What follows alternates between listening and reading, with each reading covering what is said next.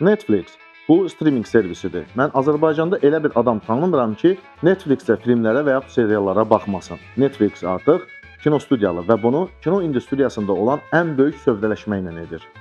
Film sənayesində ən böyük sövdələşmə Netflix, HBO və HBO Max ilə yanaşı Warner Bros.'ı satın alır. Netflix'in yayım xidməti yeni bir səviyyəyə çatır və Warner Bros. Studiyasını 72 milyard dollara satın aldığını elan etdi. Sazişə HBO və HBO Max da daxildir, lakin satın alma uzun bir proses olacaq.